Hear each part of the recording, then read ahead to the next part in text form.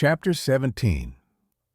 A Hen and Two Roosters, 1870s. Peach, or Peachy, Tarptea H, sarcastically said to mean ugly. She was a real peach. The 1870 census shows how Searcy County only grew by 343 people over a 10-year period.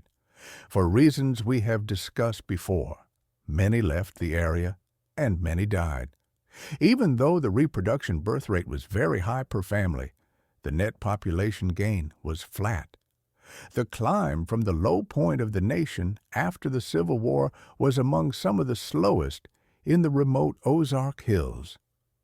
It wasn't limited to the region, but many who stayed in the hills lived to only know poverty as compared to much of the country. Beginning in the 1870s, the county attracted families from the defeated southern states.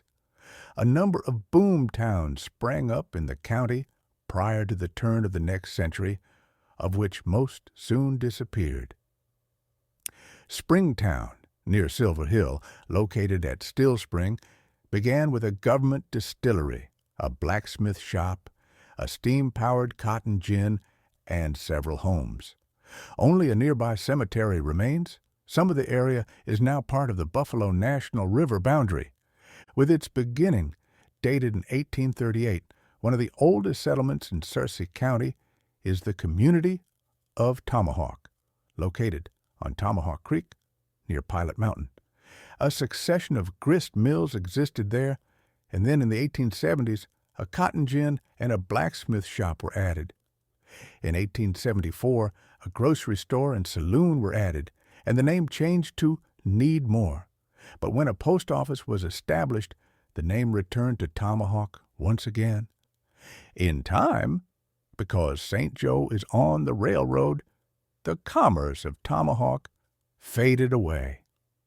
Near to where many of Jenny's family Renfros lived on Calf Creek was the community of Blanco.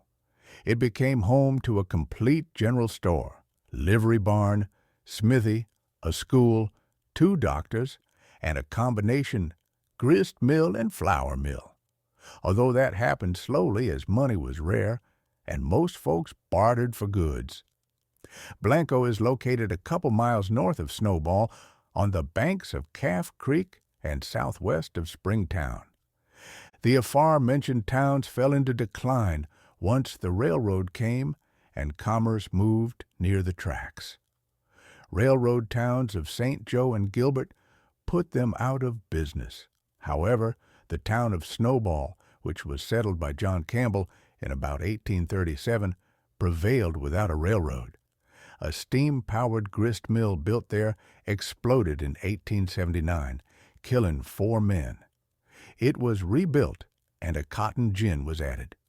Ulysses S. Grant, the famous Union general who defeated the Confederate General Robert E. Lee, was President of the United States in 1870. There were 37 states in 1870, and Grant drew a lot of criticism on several levels as the nation continued to be divided. 3 years later, the Panic of 1873 happened. Starting in Europe, by 1874, it was being felt everywhere in America. It was known as the Great Depression until another event, 1929, set a new record for economic plunge.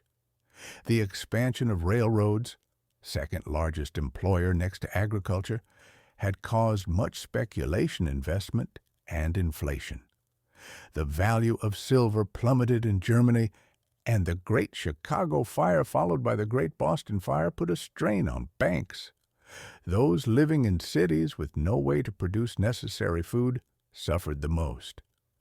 Jenny Harness had been through many hard times up to that point. She turned 40 years old on October 23, 1874. Some data from that time period suggests that the average life expectancy was around 40 years of age. Diseases and childbearing shortened the lives of many strong women. Unsanitary practices plagued so many families, and just as Alec Harness had perished at 24 years of age from pneumonia, it was remarkable that Jenny was still going strong. In 1874, her son Martin Van Buren turned 18, and William Alexander, Billy, turned 16. With continued good health and good weather, they would be capable of making it on the farm regardless of what was going on elsewhere in the nation. Besides growing corn and having livestock, Jenny made lye soap, sorghum molasses, cured tobacco, salt pork, and grew a vegetable garden. The farm produced apples, peaches, grapes, and pears.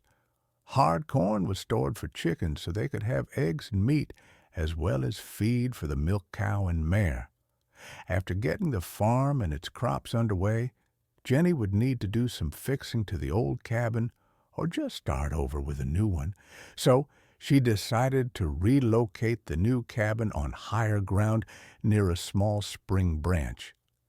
The new cabin was home for her and other harnesses yet to be born.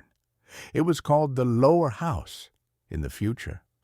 From her perch on the new cabin porch, Jenny and her two boys, 2 men now, could look across the creek-bottom field and take pride in their labors while offering their gratitude to God for His provisions. A barn for the animals and their fodder with a crib for the corn was nearby. With plenty of trees for firewood or fence rails, the harness men must have grown strong arms and skill at reducing a tree into a useful utility. I'm sure Jenny had a twinkle in her eye and a heart of gratitude as she watched them work. She had to feel much more secure having those young men next to her. While big cities had telegraphs to send messages, as did many railroad lines, those living in rural areas only had mail. It was slow getting a letter over a great distance, as mail was carried by ship, train, or horseback to various locations. Mail was only delivered to the post office in your area and not to your house. Having a post office in the community gave a sense of pride that your place in a big world was named and put on the map. A letter might arrive and be waiting for you to be picked up several days before you went to the store. For Jenny Harness, her post office in the 1870s was probably Witt's Springs. A postcard at that time cost 6 cents and would never be that costly again until 1971. Today, a postcard cost 44 cents to mail.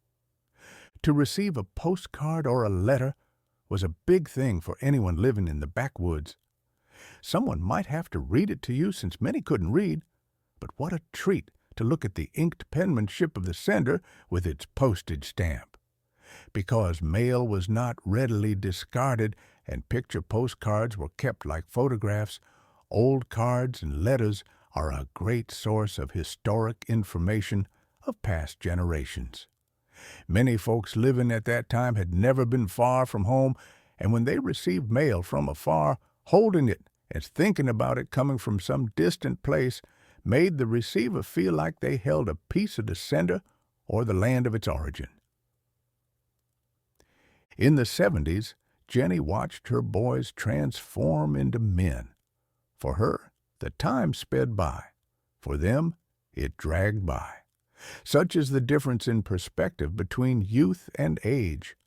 Fortunately, Jenny did not have to sacrifice her boys to a war as so many had in her generation. Mart and Billy lived in peaceful times between 2 great wars. While they had survived the ruthless bushwhackers, poverty, and countless dangers, they had not escaped the hard work.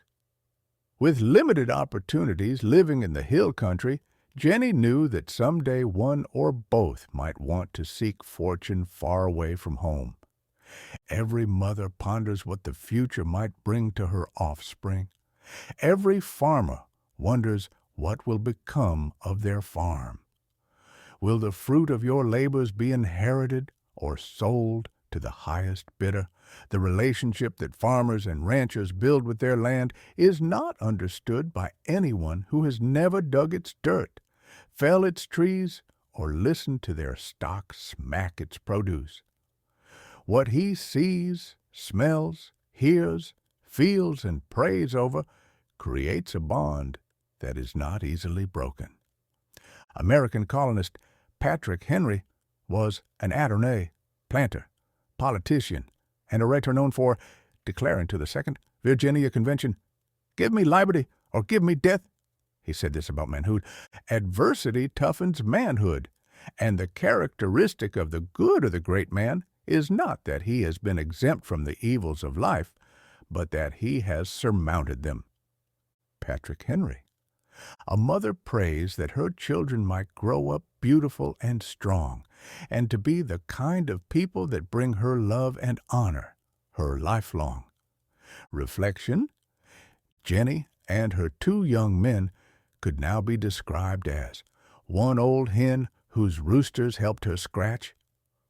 Paul the Apostle said this to those he considered his children in faith. Watch, stand fast in the faith, be brave, be strong. Let all that you do be done with love. 1 Corinthians 16:13-14. Snowball produced prime white oak staves for barrel making. Mules with wagons were used to transport the wood to market. A cooperage would make the boards into round, oval barrels held together with metal bands.